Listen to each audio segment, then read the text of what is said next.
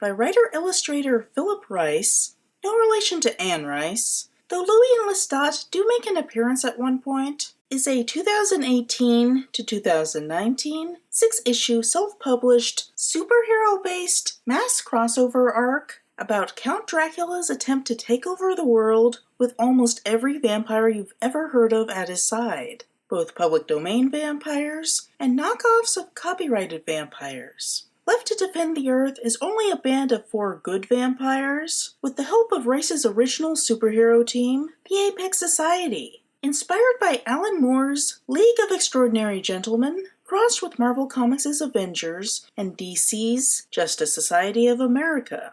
Undeath is part of Rice's ongoing Apex Society comic series, depicting the titular team-up going toe-to-toe with various science fiction and/or occult-related bad guys. Set in a sprawling alternate universe called Fictional World, composed of public domain fiction and close copies of copyrighted works, the series is almost entirely a mass crossover, incorporating a diverse assortment of disparate characters into a single superhero narrative. The Undeath arc focuses on the many vampires of Fictional World. One might call it the most ambitious crossover event in vampire history.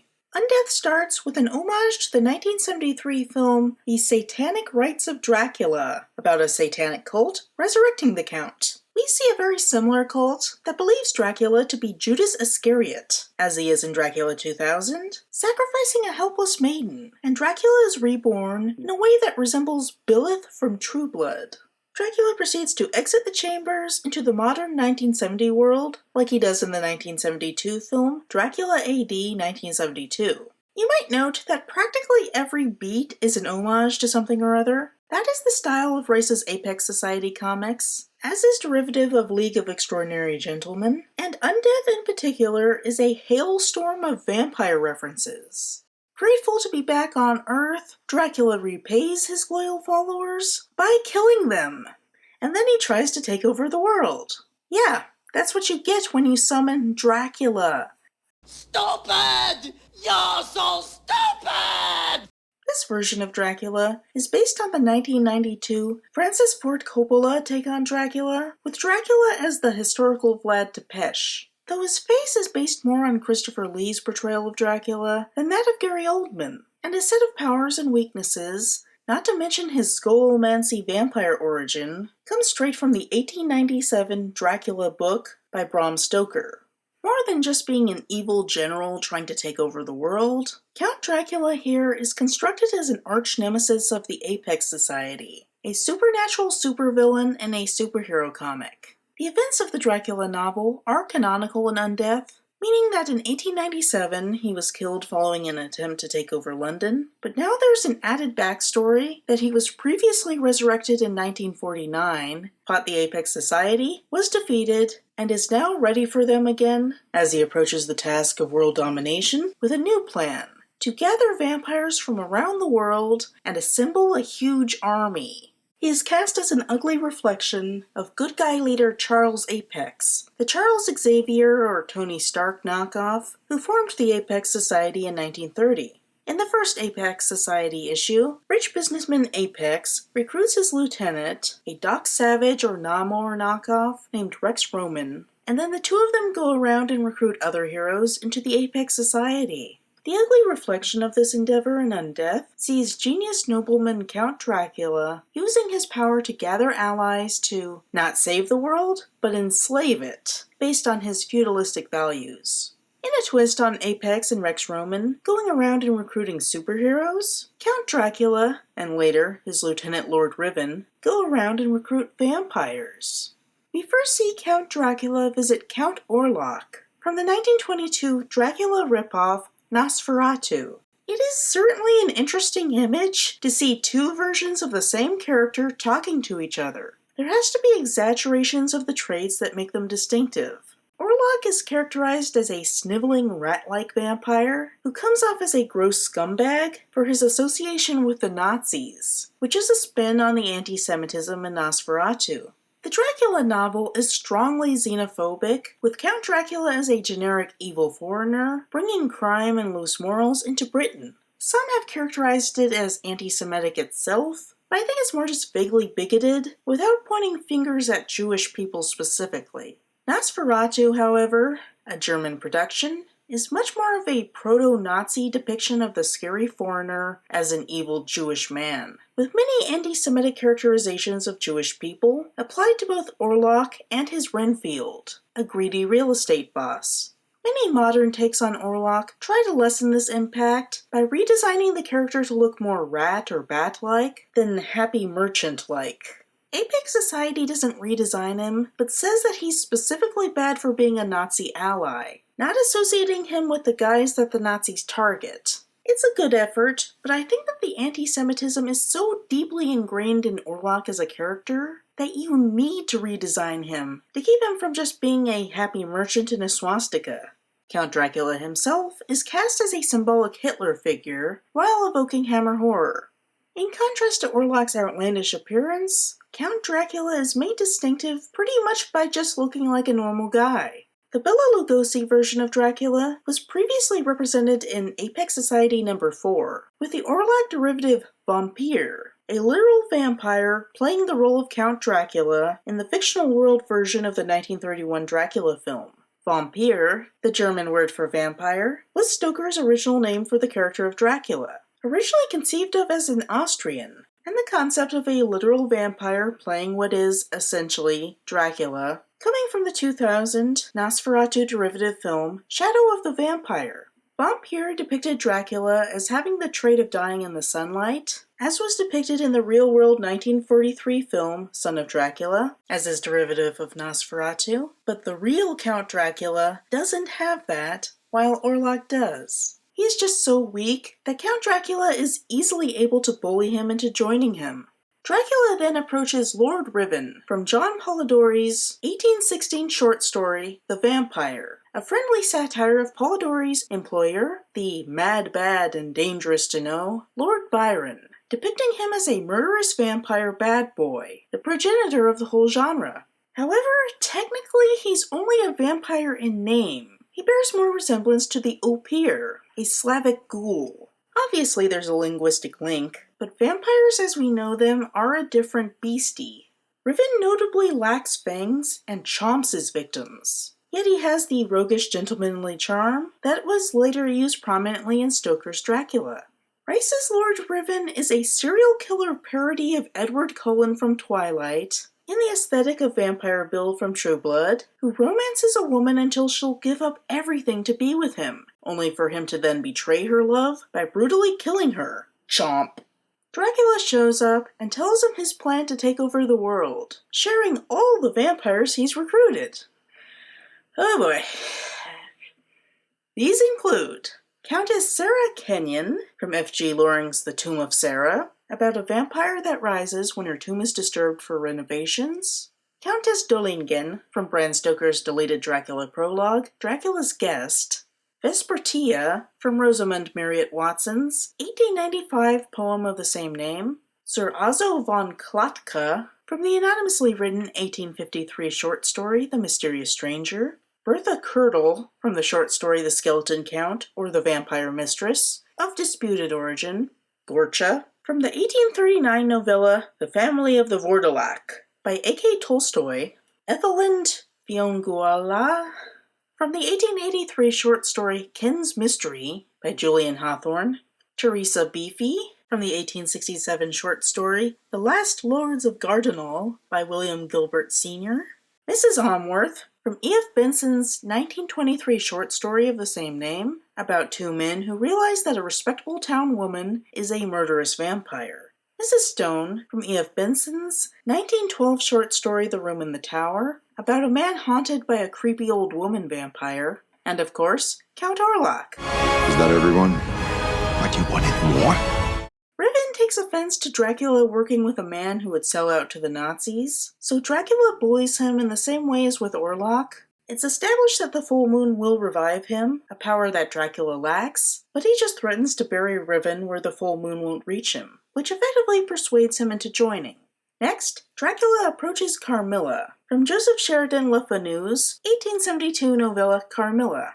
Of course, frequent watchers of my channel will be well familiar with her, I've covered her original novel twice, and about 3 or 4 different adaptations of it in different mediums. Everyone likes a lesbian vampire, after all. Rice pays homage to the character's significance as the originator of the archetype by introducing her alongside a cameo of Bonnie and Clyde, a popular New York lesbian bar in the 70s and 80s. And he ultimately says farewell to her at the end of the story with a gay vampire bar featuring several gay vampire cameos. However, outside of honoring Carmilla's significance as a gay vampire, Rice doesn't treat her character with a lot of respect. She is oddly simplistic and even dull-witted in this portrayal. There is an opportunity for great nuance with her, but he reduces her to a goofy caricature of the archetype, who immediately latches onto a girl to romance, ends up killing her, and moves on.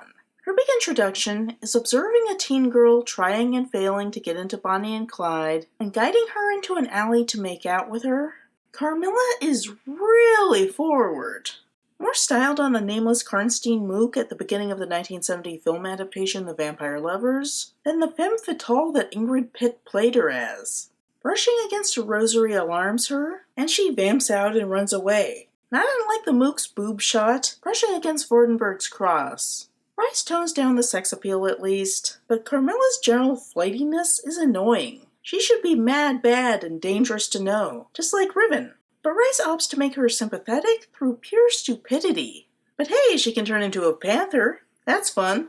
I like how Dracula grabs her by the scruff of her neck, and how it turns into her shirt when she shifts back. He talks her into joining him very easily by saying, "Come with me, my dear. You'll have all the girls your heart, loins, and teeth desire when we're done." And she just goes along with him, no objection, not even predatory excitement. It makes her look pliable and unintelligent compared to the other vampires. The fact that she's portrayed as an eternal teen who is specifically attracted to mortal teens leads me to think that Rice committed a common writing error in equating youth with stupidity. Though Vampire Lovers may have been off base for depicting Carmilla as like an adult woman pretending to be a teen, Carmilla in the novella is thoughtful and dramatic in a way appropriate to both a teenager and a villain in a gothic work. There is room to depict her as intelligent, but Rice shortchanges her into a vapid, almost bimbo character. This is especially ironic, considering how her objects of desire typically would get the bimbo treatment, in contrast to Carmilla's conniving intelligence. It turns into you, Carmilla. Me. Fortunately, Carmilla isn't the only female vampire in Undeath. Riven tries to recruit Clairmont from Théophile Gautier's 1836 short story L'amour amoureux, meaning the dead woman in love, about a priest being tempted into sin by a sex worker, Clairmont, who is also a vampire. He has to learn the lesson to not give in to sin, and kills her, but still regrets his decision on a base level. It's like the Hunchback of Notre Dame if Frollo were the good guy and Esmeralda the evil temptress. Destroy Esmeralda, and let her taste the fires of hell, or else let her be mine and mine alone. Rice's take on her is as a parallel of Vampire in Apex Society issue number 4. Issue number 4 sees Rex Roman and various forms of Frankenstein's monster going to Hollywood to investigate the claim that Vampire is a literal vampire playing Dracula. As Dracula was an infamous serial killer in fictional world, it's an equivalent claim to saying that the part of Charles Manson will be going to a real psychopath with some practical knowledge of murder. It's something that would concern the local superheroes. Rex Roman and Adam Frankenstein, the articulate philosophical version of Frankenstein's monster, from Mary Shelley's 1818 novel Frankenstein, pay Vampire a visit and are welcomed inside with a Dracula quote to "Enter freely and of your own will." I bid you welcome. It's a fitting quote because Vampire is all about the freedom to make choices, even if they may be highly risky and or bad by a certain point of view. Evil is a point of view. He survives on blood freely offered by women who fetishize monsters and being bitten, specifically a woman named Mila, based on actress Mila Nurmi's Vampira character, and this grosses out Rex Roman, a traditional 1930s man, while Adam Frankenstein is more contemplative. Rex Roman is willing to let Vampire go. He's a deviant, but not actually violating anyone's rights. But Adam Frankenstein isn't sure. He goes back to see Vampire and hears a cry for help. He breaks down the door and sees Vampire struggling with Mila, now a vampire trying to kill him. Vampire again calls for help, and Adam Frankenstein fights her off. She retreats into the night, and Adam Frankenstein looks to Vampire for answers. He explains that Mila made the choice to let him drink from her, knowing it was risky, and he likewise made the choice to drink past his self-imposed limit, knowing it was risky, and that led to predictable disaster. The unspoken question is if the free choice was a good thing, or if the disgusted Rex Roman should have imposed some coercive restrictions, which the text leaves unanswered. Vampire considers suicide, and Adam Frankenstein invites him back to the Apex Tower to stay with him and undergo a form of counseling from the only person who could understand. Adam Frankenstein having killed people in the novel, and then becoming a good person, even a hero, in the Apex Society backstory. The two hug it out, and the issue ends on a somber note, where it's implied that after so many bad choices, Vampire will make a good choice, and become a better person like Adam Frankenstein. We see him later on in Undeath, apparently having grown from the experience. Now Clairemont is a parallel to Vampire's introduction as a vampire centered on free choice, even if it's bad by some people's measure. Clairemont is a temptress who invites mortal men to donate blood to her in a manner equivalent to sex work, but is shifted from a literal sex worker to a model and perfume saleswoman with high sex appeal. We don't see any of her donors, but she describes her blood supply as freely given, with the emphasis on personal choice. Riven functions as a perverse distortion of Rex Roman, and being disgusted by her for trying to act ethically. He finds the concept of willing blood donors for sex appeal loathsome, not because of the concept of people getting off on something horrific, as with Rex Roman, but because of the concept of valuing free choice, not taking blood by force. It actually flavors the blood in a way he doesn't like, which makes Vampire and Clairemont look better as vampires for going out of their way to obtain blood ethically, not merely painting them as villainous for tempting mortals towards sin. She has the higher ground, and she kicks out Riven for disrespecting her and her commitment to ethics. Her depiction is much more respectful than other depictions of the sex worker vampire, like Bianca in the Dresden Files, and it's free of the Christian morality tale element of the original story. The framing shift into the world of vampire morality, where consideration of consent is disgusting to big-time serial killer vampires, makes her temptress routine appear as the grounding voice of reason. However, it should be noted that she is subject to some element of sexual objectification, in that the depicted sex appeal in both free choice segments is specific to women appearing traditionally attractive. Mila, the female blood donor for the male vampire, is portrayed as a stereotypical promiscuous woman, while Vampire, who she is attracted to, has a traditional Orlockian monster face. And then Clairemont, his female counterpart, looks similar to Mila instead of Vampire, while Clairemont's male blood donors are unseen. The women are presented for the visual consumption of the presumed male reader. It puts a damper on the feminism of the whole segment. One of Riven's provisos for joining is that Dracula not recruit Varney from Thomas Becket Prest's 1847 novel Varney the Vampire, with whom Riven clashes. Dracula agrees and meets with Varney only to warn him not to interfere. Dracula also quips in a way that references the 1995 film Dracula Dead and Loving It. Varney agrees, but doesn't let that stop him from expressing his concerns about Dracula to other vampires. Dracula then goes after Otto Goetze from Paul Feyval's 1875 novel La Ville Vampire, meaning the Vampire City. La Ville Vampire is a humorously written fairy tale satire about a historical author, Anne Radcliffe, known for writing Scooby-Doo style gothic horror novels, in which young women would be threatened by supernatural villains that would turn out to be mere mortals, in an unknown history in which she fought a vampire alongside a number of goofy companions. Kind of like Abraham Lincoln Vampire Hunter, but with a style closer to Wizard of Oz. For the purposes of fair use, at least as far as Feyval understood it, she is referred to as Anna in the book. Vampires in La Ville Vampire are, weird. They're analog cyborgs that came from the moon and emit green light as they transform people and replicate like multiple man. They live in a secret city-state, Selene, a mechanized aristocratic city filled with green light and composed of a black glass-like moon mineral called lunar, based in a small pocket dimension only accessible by vampires. It's basically an evil alien robot story from before alien robots were a thing.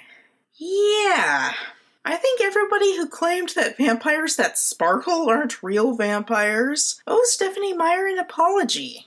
Otto Goetze is a vampire sorcerer serial killer who causes mayhem in the mortal world by transforming people into various ironic punishment forms and then enslaving them, kind of like a male Circe.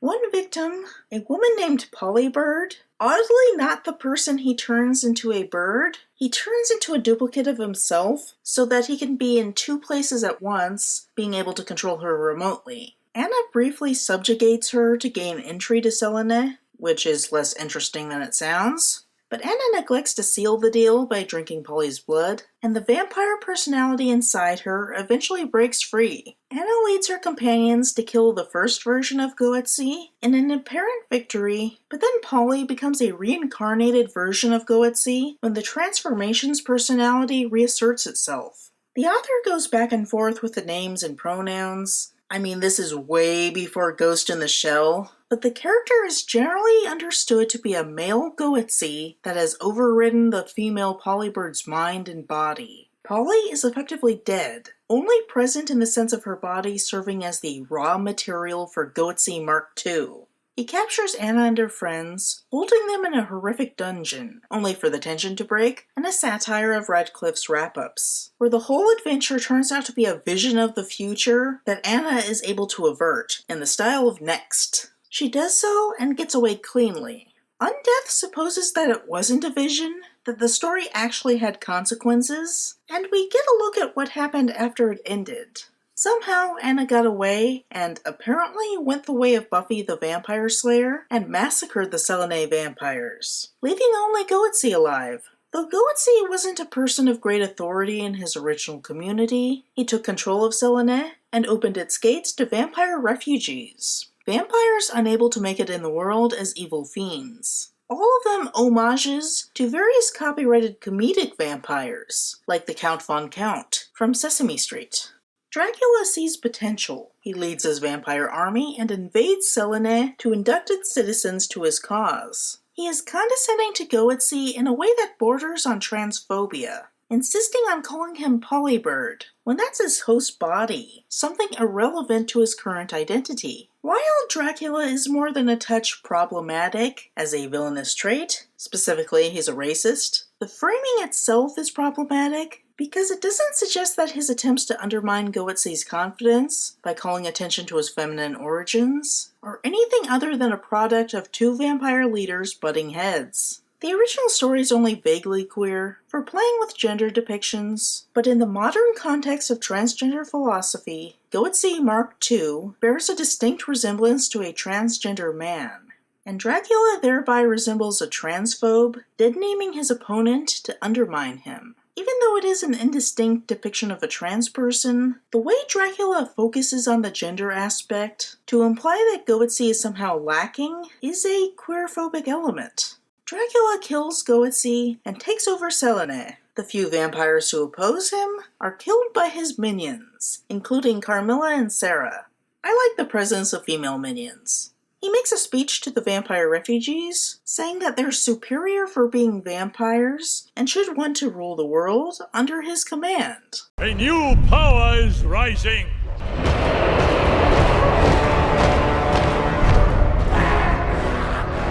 He also name-drops Vampire the Masquerade as he does so. While Orlok is associated with the Nazis as an anomalous, unlikable trait, Dracula himself is also positioned as a Hitler figure.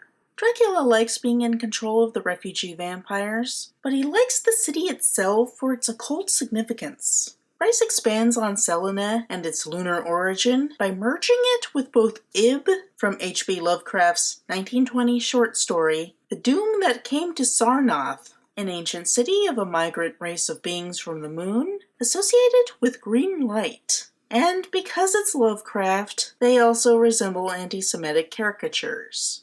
And with the legendary city of Adocentin. According to Islamic occultist legend, the heroic architect figure Hermes Trismegistus built a holy temple to the sun in a 12-mile-long city of Adocentin, hidden away somewhere in Egypt. In fictional world's backstory, vampires came to Earth from the moon as the creatures of Ib, and evolved into the various modern vampires, came across Adocentin, and used the methods of its creation to make Selene, its alchemical counterpart, being of the moon and not the sun. Selene is named for the Greek goddess of the moon. Meanwhile, Dracula's opponents start to mobilize against him. One such opponent is James Tennyman, a Christian werewolf warrior for God based on Theus of Kaltenborn, a real-world Swedish man put on trial for heresy in 1692.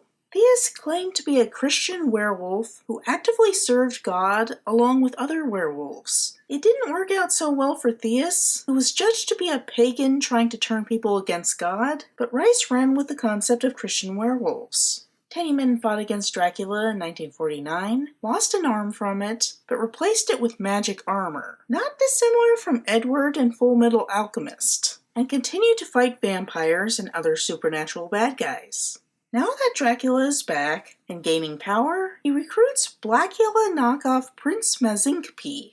In the 1972 blaxploitation film Blackula, Prince Mamuwalde goes to Count Dracula to enlist his help in ending the slave trade, only for Dracula to reveal that he's a gratuitously evil white supremacist, with no intention of fighting racism.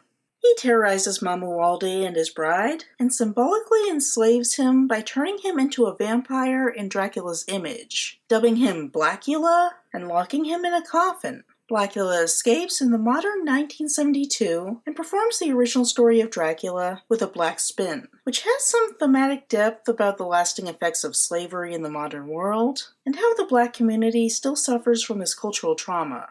Rice's take on Blackula has him as an escaped slave of Dracula, with his will intact. He did not recreate the evils of his oppressor, and instead actively fights racism with his vampire powers. When a couple of racist white cops target him, he turns into a firefly to mess with them. And another twist on Blackula, Mazinkpi isn't the Dracula-style slow-moving animated corpse, but a distinctly African vampire, the U-Odds. While Blackula is racially progressive in its own way of depicting the tragedy of slavery, Rice spins it in a different racially progressive way by depicting an active black struggle against white colonialistic oppression. At least in theory. The problem is, Mazinkpi doesn't have a big role in Undeath, and gets pushed around way too easily. He's an interesting character ready to go, but he's relegated to the background, except when he can serve as a scared victim to underline Dracula's evil, as Dracula's role as evil white supremacist from Blackula is retained in Undeath. Tennyman violently recruits Mazinkpi to the cause, and while that may reflect badly on Tennyman for being suspicious of him being as evil as canon Blackula, there's little in the way of framing to make him unsympathetic. So Mazinkpi goes from a cowering escaped slave of Dracula to a submissive black sidekick of the aggressive white Christian werewolf. It's not a good image. They should at least have a buddy cop movie friendship arc. This is like one of those buddy cop movies where you're the hard-nosed FBI agent and I'm the guy who hates buddy cop movies. Mazinkpi isn't the only vampire to actively oppose Dracula. Clairmont joins Vampire, Mila, now Vampire's wife, and Varney for a secret council to deal with the threat that he represents. Clairmont asks Vampire to contact Adam Frankenstein so they can share what they know with the Apex Society. The Apex Society hasn't been together since the original team-up disbanded, presumably shortly after fighting Dracula, but an emergency new team is assembled, consisting of Charles Apex's son, Charles Apex Jr., Adam Frankenstein, John Force, an American spy with a coin granting him magic powers, from the 1962 public domain comic Magic Agent. Joe Bloggs, a Martian from War of the Worlds, who is also a knockoff of the Doctor from Doctor Who.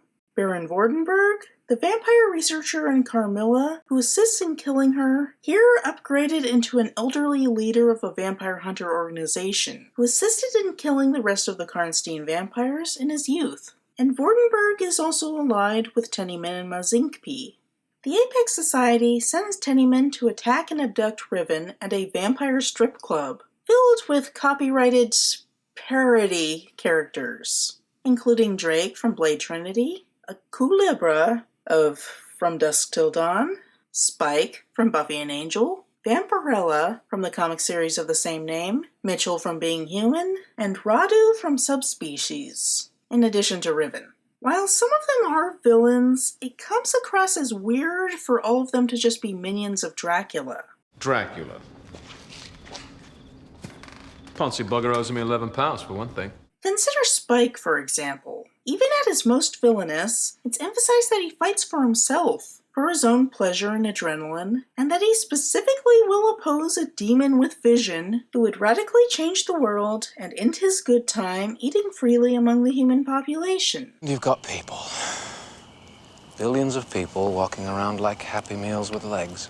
And then there are just good guys, randomly stuck in the vampire bar amid Dracula's deluded followers. Mitchell is kind of edgy, but he has enough of a moral compass to beg his friend to kill him, to keep his bloodlust from hurting people. I don't see him serving Dracula. And Vampirella is a straight-up hero figure who fights evil vampires and other monsters, sometimes from space. Just using these characters' faces for cameos doesn't work well with the premise of all fiction being true and somehow working together. Tennyman succeeds at capturing Riven. Adam Frankenstein tries to reason with him, but Riven is far from vampire. He truly believes that vampire supremacy is the right thing, and that Dracula is the visionary who will see that forward. Adam Frankenstein doesn't give up on Riven, but shifts his priority to Dracula's plan. Dracula intends to use Orlok to unleash a vampire plague, similar to the satanic cult and satanic rites of Dracula, planning to release an upgraded bubonic plague. In Nosferatu, Orlok is associated with the bubonic plague. He looks like a rat and leads swarms of rats to invade Germany, and the Germans start dying off in a manner connected with plague, while really being a vampire's predation. This, of course, highly resembles anti-Semitic propaganda. Rice attempts to shift the plague association away from such by saying that the Nazis are the ones who would cause a plague, and that they were experimenting on Orlok to weaponize vampirism, in a manner similar to the plot of an Angel episode. You're a Nazi. What? Oh, no. I just ate one. As Dracula himself resembles Hitler, as well as Blackula's Dracula, he continues the theme of racial supremacists, themselves harboring plague. The plague in question is essentially the disease in Richard Matheson's 1954 book I Am Legend, a world-ending pandemic that turns ordinary humans into vampire-like mutants that prey on the dwindling human population. And you thought the coronavirus was bad. The book was adapted into the 1964 film The Last Man on Earth, no relation, which was the inspiration for the 1968 George Romero film Night of the Living Dead, which traded out vampire mutants for ghoul mutants, referred to in the film as zombies, a term that was previously only applied to Haitian, magically enslaved Living Dead-style zombies. Due to a mistake where a last-minute name change wasn't caught before the film was submitted for copyright, Night of the Living Dead entered the public domain on arrival, thus starting the zombie apocalypse genre and enabling Rice to use it in Undeath to allude to I Am Legend. Romero's zombies aren't vampires, but they do resemble Oopirs, and Riven is sort of an Oopir, so it comes full circle. Riven is resistant to interrogation, and Adam Frankenstein refuses to get rough with him, despite Riven trying to bait him. Vordenberg thinks that since he won't answer questions, they should just kill him. Adam Frankenstein refuses to kill a man under his protection, and Vordenberg gets pissed off because he knows what kind of man Riven is, and associates vampires in general with a Dracula sort of undead. And now, Adam Frankenstein, who is himself a form of living dead, seeks to protect another undead, and Vordenberg just sees a conspiracy of monsters. Charles Apex Jr. has to break up the fight. It's an interesting conflict because most stories would frame Vordenberg as absolutely in the right, while Undeath frames Adam Frankenstein as a heroic pacifist, and chooses Vampire and his associates to make it clear that some vampires are good. It's extremists like Dracula and Vordenberg who are the real problems. Seemingly missing his lieutenant, Dracula goes to America with the help of Boris Liatokine from Marie Nizet's 1879 short story Le Capitaine Vampire, and moves into the building across from Apex Tower, a la Carfax Abbey, and unleashes the living dead plague into the surrounding city of New Amsterdam, the original name of New York City, which is retained in fictional world, to distract the Apex Society. Joe Bloggs leaves to get reinforcements. While Vordenberg is out killing zombies, Dracula's forces ambush him, and Dracula feeds him to Carmilla as a gift. The scene where he tells her about it is humorous in a way that relies on the assumption that Carmilla is kinda stupid. "I've got a special treat for you." "Another girl?" "Better." What could be? "Damn you fiends, damn you." It's based on the idea that Carmilla is obsessed with girls, which is fine, but it implies that she doesn't have any desires outside of the primal urges to eat and have sex with them. Nothing of friendship or romance or intellectual pursuit, which she is indicated in the novella to enjoy alongside the other two. She reads, she's knowledgeable, she makes innuendos and crafts poetic metaphors about death and love. She would get along well with Emily Dickinson. But that love, it's proved to be very strange, even painful. Also, it should be obvious what's better than some poor, random, terrified girl Dracula abducted to give to a lesbian vampire for her own perverse enjoyment. 2 random girls, or more. Carmilla has no imagination in this version. Her killing Vordenberg is an interesting use of horror in that it's both shocking and cathartic, because of his prejudice towards Adam Frankenstein and Vampire. The fact that Carmilla's anger is born of him killing her vampire family makes her sympathetic. It's also emphasized how Dracula is in control, and how Carmilla is more or less along for the ride. The death is horrible, but these factors make it so that Carmilla isn't framed as especially monstrous, as much as Dracula is and his other minions. Mrs. Stone and Mrs. Amworth. They don't do a lot, but I like the presence of a few female vampires who don't look traditionally attractive. All that said, they really don't do a lot. With morale raised, Dracula launches an attack on Apex Tower, turning into a colony of bats and hitting its armor with explosives, allowing his minions to invade. Griffin escapes in the ruckus. The Apex Society becomes cornered in a safe room, with the vampires slowly but surely breaking in. At the last minute, Joe Bloggs transmats in with the Knights of the Round Table, currently led by Queen Elizabeth II. Okay. While the vampires are focused on Apex Tower, Vampire and his friends investigate the Carfax analog across the street, and find Orlok being tapped for the zombie virus, in a way reminiscent of Dracula's imprisonment in the 2003 sequel to Dracula 2000, Dracula 2 Ascension. Orlok begs Claremont to kill him in an homage to a scene in the 1997 film Alien Resurrection, which has nothing to do with vampires. Though I guess technically you could say that Alien Ripley is undead? I don't know. Why stop this crazy train of references now? Barney delivers the mercy blow, and all of the zombies drop dead for some reason. What are they, battle droids? Sensing this blow against the vampire attack, and judging the Knights of the Round Table to be too formidable to fight, Dracula sends Carmilla back to Not Carfax, and surrenders to the Knights, before revealing himself to actually be Sarah under a glamour, which comes out of nowhere. She was never indicated to have that power before. She can just turn into a group of bats because Dracula can?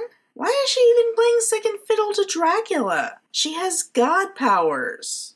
Okay, this might have been set up by Dracula discussing Goetze using Polybird as a double. Sarah having Dracula's appearance is similar to Polybird's transformation. However, we aren't told of any power set or combination of power sets among Dracula and his minions that could do all that transpires. It's stated that Goetze is the last Selene vampire. So once Dracula kills him, there aren't any more vampires known to be able to transform people. If Dracula had kept Goetze around as a minion and said that he has plans for him, that could reasonably set up the twist, but no, he's dead. If there was a scene setting up Sarah having glamour powers, equivalent to a True Blood vampire, that would be something, but there's nothing like that. Twists are good if they're capable of being guessed, but aren't because of clever storytelling, not being utterly impossible to figure out because the author hides pertinent details. There's no reason for the reader to be impressed and drop the proverbial coffee cup if convenient facts are withheld just for the sake of it being a surprise. Dracula turning out to be an alien would come out of nowhere too. No one would think that was a good twist. The fact that a woman pretends to be a man is of basic feminist significance, but the plot itself ignores the gender-bending aspect. It is reduced to Sarah being Dracula's pawn and serving as an extension of him, without the significance given to Polybird's transformation. I suppose it is of feminist value that a woman acted as a man and being creepy with Carmilla, but there's no character drama from it. On the one hand, it's notable that Sarah isn't deemed incapable of doing male activities. The original short story supports this, depicting her as a classic vampire threat regardless of her own personal beauty, but she is also effectively objectified by acting purely as Dracula's extension. So, where's the real Dracula? It turns out that the whole invasion of New Amsterdam was a diversion to make London defenseless, allowing Dracula to take over in the knight's absence. Before they can return, he uses the alchemy originally used to make Selene, involving a hammer made from a stone of Ib, to transform London itself into a vampire city, getting the idea from London's speculated etymological origin of Luandun, meaning City of the Moon, thus trapping every human inhabitant in the pocket dimension, and keeping other humans from entering. The city of London is rendered a vampire feasting ground. Dracula is finally triumphant at what he set out to do way back in 1897, as maybe an allusion to the Anno Dracula series by Kim Newman. Carmilla finds her way into London and marvels at Dracula's success, but is confused that he isn't happy with simply conquering London. No, he wants to conquer the world! Her unease with Dracula is heightened when he viciously eats a girl who dared to inspire resistance to his rule. No, only I can do that! Chickens come home to roost. An issue I have with the whole framing of Dracula conquering London is that it retains the xenophobic quality of the original novel. It's implied to be a uniquely evil action for these monsters to forcibly overhaul the London ruling body and subject the London citizens to horrors for their own sick pleasures, and not just a bad thing in a long history of people doing bad things to each other. Considering that Dracula is supposed to be Vlad Tepes, literally, it's technically a Romanian lord colonizing England, like England itself colonized so many other countries throughout its existence. I mean, don't get me wrong, what Dracula does here is evil, but it's not uniquely evil. Portraying it as almost literal foreign devils invading Western civilization, and not just England being subject to horrors it itself visited on other nations like, say, India or the indigenous peoples of the Americas, is classic English racism, evocative of the original novel. Mazinkpi should at least get a chance to commentate on Dracula in England, not being so different, but he frustratingly is quiet on the matter. The sun will never rise on the Draculan Empire. Mazinkpi leads Tennyman into London, but the wacky moon magic inside the city makes him lose control of his werewolf transformation, and both of them are caught and brought before Dracula. Mazinkpi does everything in his power to fight back, leading Dracula to show his racist side, ripped straight from Blackula, making him especially unsympathetic in time for the big fight, while essentially disempowering the enslaved black character, which isn't so good. The good vampires lead the Apex Society inside for the big fight. By the time that Barnabas Collins from Dark Shadows gets staked, Dracula decides to take matters into his own hands. The Dracula novel has a detail on how Count Dracula became a vampire that is never retained in any film adaptation, The rare times that films try to answer this, the filmmakers come up with their own explanations, usually ones that are self-contained, only about the character of Count Dracula, without doing any world building that would suggest a bigger story waiting to be told. However, Stoker took the Lovecraftian route of alluding to other monsters out there by saying that Count Dracula learned evil magic at a satanic school called the Scolomancy, based on the Christianized demonization of the local Transylvanian pagan religious beliefs. Transylvania, which is now Romania, used to be Dacia, an ancient country existing from 82 BCE to 106 CE, and Dacians believed in a god who taught the secrets of immortality and how to summon storms to nourish crops. The Christians later distorted this myth into the devil teaching evil wizards pagan magic.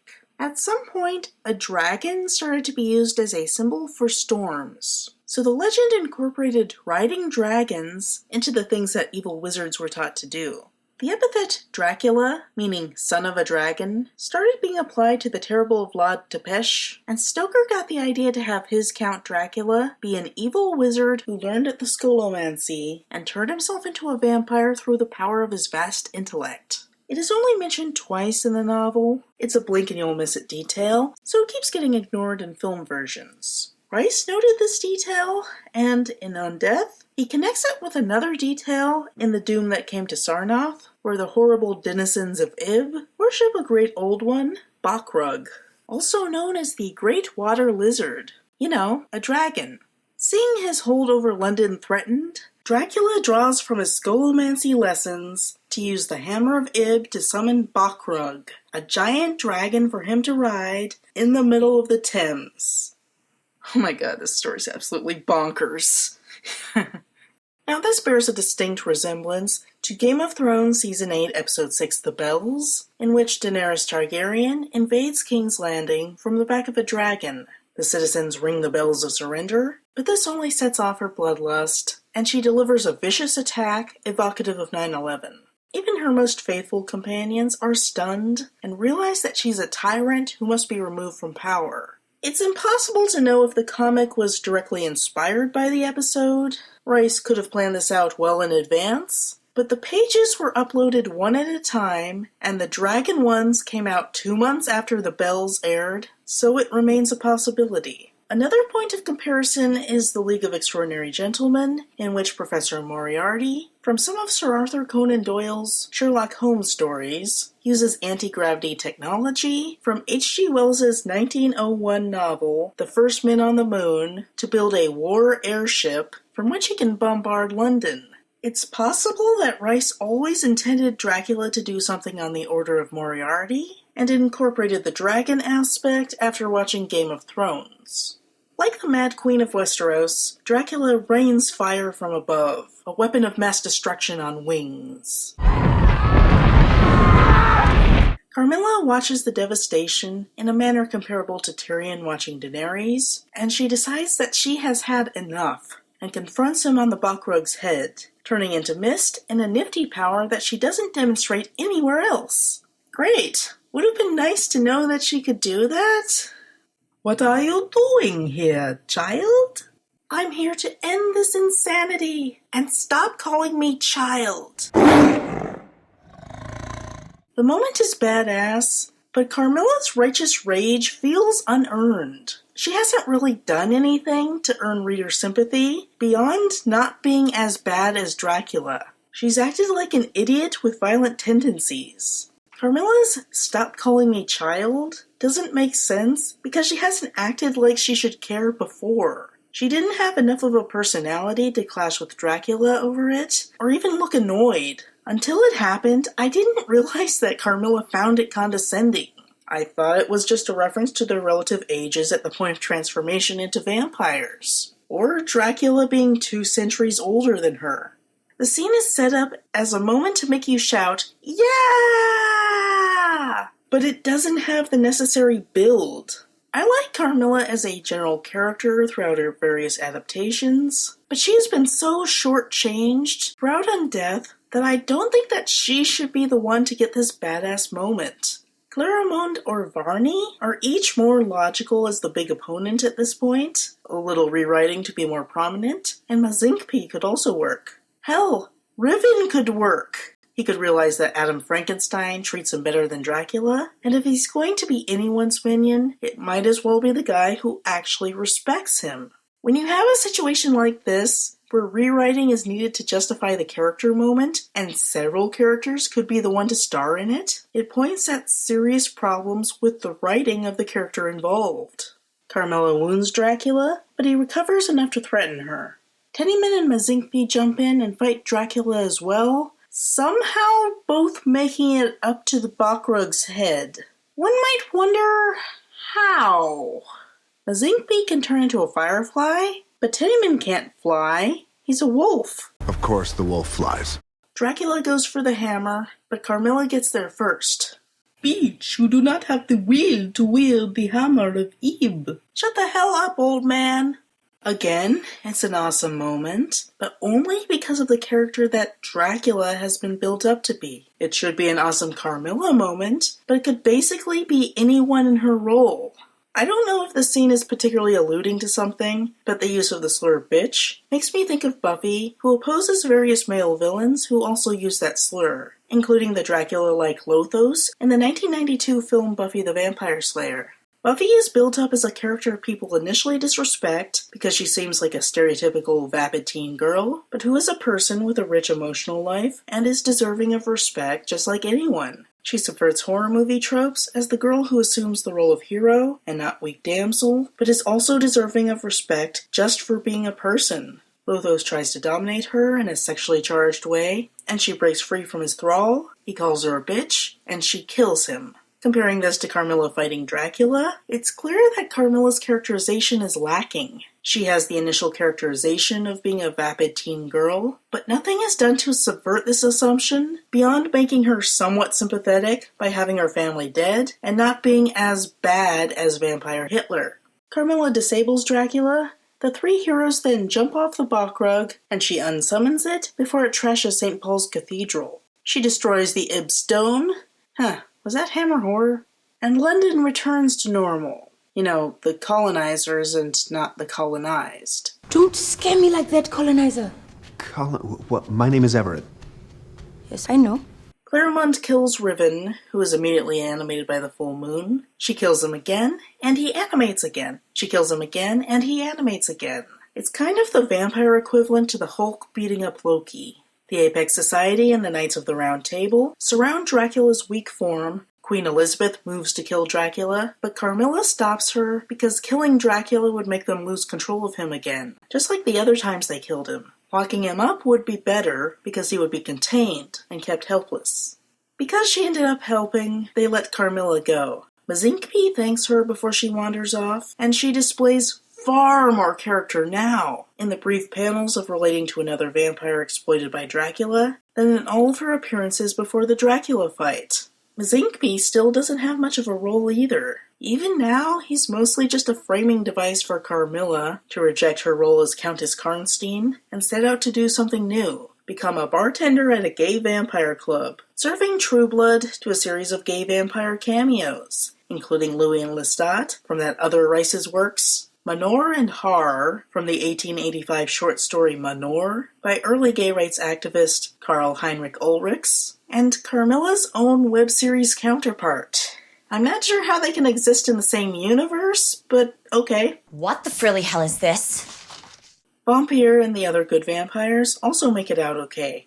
Vampire returns to the silver screen to portray Dracula in a dramatized version of his attack on London, and he is bringing along Mila, Clairemont, and Varney this time. The poster for Dracula Takes London also bears a distinct resemblance to the Dracula AD 1972 poster. After so many years spent wandering alone, Varney has found a place with these vampires. Dracula is left to rot away in a cross-filled dungeon, subsisting on rats like Louis at the beginning of that Other Rice's book. So much for the conqueror of Earth. Loser. And so concludes Undeath. Undeath is an exciting adventure story and homage to the vampire genre in general. It's a comic book mashup in the style of mass crossover events, which are generally hard to do well. You have to keep the integrity of every character and resist reducing some disliked characters into plot devices to serve a few main character storylines. I've seen DC's TV Arrowverse mess this up time and time again, as characters are reduced to their power sets to prop up the plot. The Avengers is criticized for having a simple plot, but the interplay between the characters is done brilliantly and sets the gold standard for crossover character arcs. Infinity War and Endgame fall somewhere in the middle, having convoluted plots and decent character arcs, while having so many cameos that a few disliked characters like T'Challa and Loki get shortchanged. As a mass crossover, Undeath suffers similar problems. There are just so many characters that most of them have to be relegated to crowd scenes. Some of them are given roles that don't make sense for their characters, like Spike and Vampirella, and must be taken as random mooks that just so happen to look exactly like recognizable characters, which lessens the impact of the mass crossover. Carmilla is also shortchanged, despite being a main character, in a way that reminds me of Loki in Infinity War, and Mazinkby has his own problems as a character that should be out there making a point about the active Black struggle, while getting problematically relegated to a supporting character for white heroes. Not unlike the issues with T'Challa. The power sets aren't firmly established, leading to contrivances like Sarah having all of Dracula's powers, while in a glamour that we didn't know that she could do, so it's less of an impactful twist, and feels more like something just thrown in for the hell of it. The mass references are cute, but enter a similar realm as the 2018 film Ready Player One, where they don't serve the plot, being largely superficial, and more just serve as gatekeeping geek cred. The Iron Giant-shaped vehicle in Ready Player One is just a shout-out to a popular film, and is utilized for an aggressive capability in stark contrast to the original film's overt pacifistic themes. And, likewise, in Undeath, the Spike cameo is just a random Dracula minion who happens to look exactly like Spike while behaving nothing like him. You know him? Know him. We're old rivals. So he just becomes a device for spotting the reference to uphold your vampire geek cred. Endgame was criticized for not being easy to step into if that was your first taste of the MCU. If you hadn't seen the 21 films before it, you were going to be lost. However, this strikes me as an acceptable facet of the cap of a monster of a film series arc. While I'm sure that some grandparents were confused, most audiences could follow it, as the previous films were accessible and part of the mainstream movie consumption. However, it's not quite as forgivable in the largely self-contained Undeath. A problem with Undeath, and Apex Society comics in general, is that they depend too much on familiarity with public domain works that Rice knows well, but are largely obscure to the modern reader. Sure, he knows who Claremont is, but does the reader? Probably not. Even Carmilla is niche enough that I wouldn't presume people would recognize her in a Dracula-saturated world, let alone Sarah Kenyon. Aside from Apex Society issue number 4, which looks at Adam Frankenstein, Nyla, and Vampire, he has no equivalent to the preceding MCU films, introducing the characters featured in the Avengers movies. So he needs to introduce most of the characters in Undeath itself. To a degree he attempts this, including some detailed backstory on Odo Goetze and Ib, but this was not understandable to me until I bothered to look up and read the original media, which I was only compelled to do for this review, and this takes away valuable plot time that should be devoted for the integration of these characters into the plot. Info dumps are just not a good storytelling practice. Plot details should be revealed organically. Perhaps the biggest weakness of Undeath is its rushed pacing. The plot is so sprawling that it could be its own comic series, not just a single arc in a larger comic book series. I could see Undeath spanning hundreds of books and gaining widespread appreciation as a compelling web series that could branch out into print, but it's unfortunately confined to a stifling 6-issue comic event with a self-imposed limit of 20 pages per issue.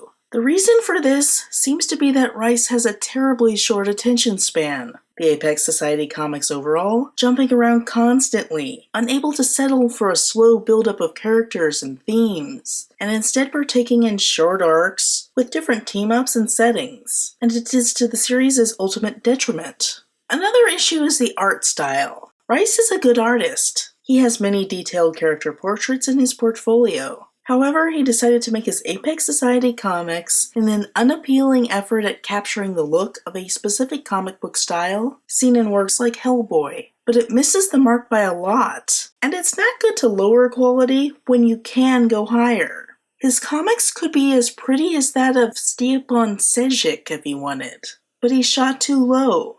From a feminist perspective, it has its points, but suffers in general. Rice constructs Count Dracula as a villain figure, embodying the worst aspects of humanity. He's a racist, patriarchal Hitler figure. Marginalized characters like Carmilla, Clarimonde, and Mazinkpi are positioned in opposition to him, but are not well integrated into the plot, and it mostly becomes about white male heroes fighting white male monsters. I'm presuming that the Grey Walking Corpses are white unless stated otherwise. Carmilla and Mazinkpi get to be players in the climax, and they're cool in the parts they play, but they don't have much else. There's an interesting detail where Rice kills off and shames an obscure vampire cameo he judges to be a creepy pedophile in his own work, Count Vardalek, from the 1894 short story True Story of a Vampire by Count Stenbock. Rice writes, in the original story, Count Vardalek preyed on a little boy, and the whole thing was really creepy, but not in a good way. I didn't feel like including him in the story proper because of that, so I killed him unceremoniously off-panel. Many of the vampires are monsters that engage in predatory acts, ranging from simple animal predation to vague religious defilement to more overt sexual abuse. But only the pedophile gets metatextual scorn like this. This calls to mind a detail in the 2006 horror film Slither, in which phallic alien worms enter human bodies orally, in an overt rape metaphor, to then control them as puppeteer parasites. Director James Gunn describes in the audio commentary that because there is a sexual element to the worms, he decided against showing them infesting children, and only showing the final result of controlled child bodies, as to show the infestation would be too disturbing. A little later on, these two girls, you had them screaming and crying, but you decided it was too terrible to show. It is quite sexual in certain ways, and it's difficult to watch. It's difficult for the actors to deal with these things gagging them as they're wriggling in their mouths. And to do it with a child, I think, would have been too much. I don't think I would have been comfortable with it on set.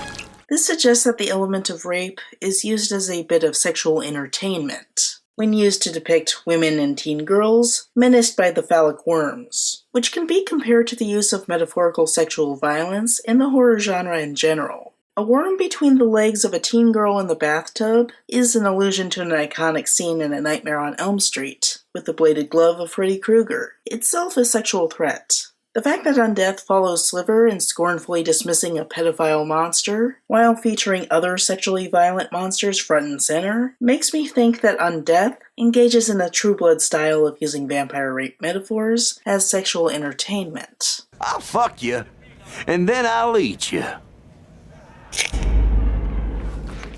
This is basically reasonable as a premise. Horror fiction offers opportunities to explore taboo sexuality, and vampires in general have long been used to depict rape fantasies. However, it comes with its own issues. When marketed to the mainstream, it can highlight how sexual inequality is seen as acceptable. True Blood at least challenges viewers with male weakness, played for kinky sex appeal. However, Undeath follows a standard patriarchal pattern.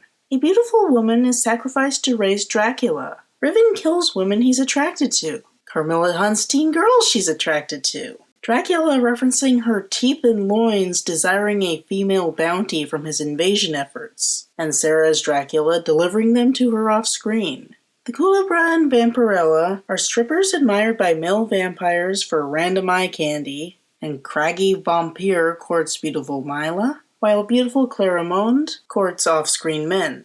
It's one-sided, but wants to pretend that it's not by featuring various female vampires and some silent gay vampire guys at the end.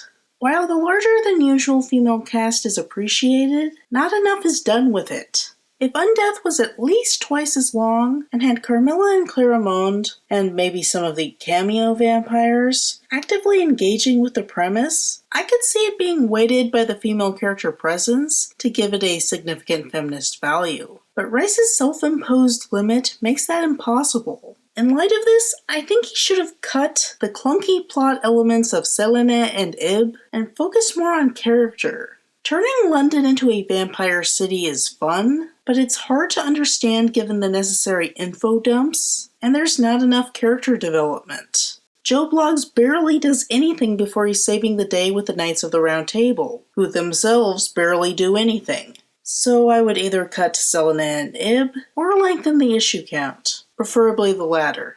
And then there's Adam Frankenstein, the hero we need but don't deserve. I really like this guy. He's not a standard male hero. He's an empathetic pacifist, not afraid to reach out to other men emotionally and physically embrace. He's contrasted with Vordenberg in an interesting way, where Vordenberg may seem to be the standard hammer horror male hero figure, but is prejudiced against the living dead in a manner that makes him unsympathetic in our modern perspective. We're familiar with the X-Men and the Incredible Hulk, and we know that appearances can be deceiving, while intolerance is the real monster. Adam Frankenstein is positioned as superior for having an outside perspective where he was once a brute, but found enlightenment in humanistic philosophy, and is now more human than the humans. He's allowed to be a competent hero while rejecting toxic masculinity, and this makes him great.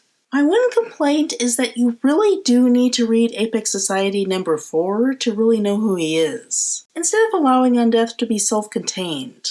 The use of the previous Apex Society comics as a prologue to Undeath gives the story an air of right-wing libertarianism. The superhero team-up is literally supported by a rich businessman, a la Tony Stark, and the governments of the world are largely useless, while these independent freedom fighters oppose Dracula's autocratic rule. It's possibly even more anarchist, or at least libertarian, in its theme than the League of Extraordinary Gentlemen, written by the famously anarcho-communist Alan Moore, apparently because Moore supposed that the plot would only move when the British government assembled the titular league. In contrast, the Apex Society has that American capitalist foundation, with Apex assembling his team of remarkable men. Issue number 4 has a strong libertarian theme in putting freedom of choice to do unhealthy things front and center, albeit without a firm moral judgment, and Undeath borrows from that by featuring libertarian Vampire and Clarimonde opposing the evil feudalistic Riven in Dracula. Despite Rice being a Canadian, outspoken against the right-wing skeptic community on YouTube, advocating for feminism, and writing Apex Society number 2 as a screed against Trump and the alt-right, I would characterize Undeath, and the comic series in general, as right-wing libertarian, derivative of American cultural myths that form the basis for Marvel and DC superhero narratives. Spider-Man co-creator Steve Ditko may be the main influence here, as he is known for injecting right-wing libertarianism into the early Marvel universe. Rice may not have intended this theme in Undeath, but it is still present.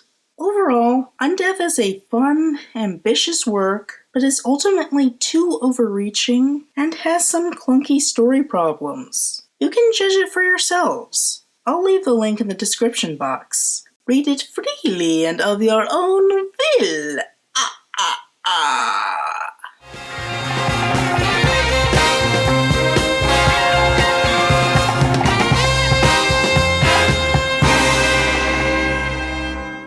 Please like, share, subscribe, and consider donating to my Patreon. Pledges of $2 or more will earn you an explicit thank you at the end of each video. Thank you.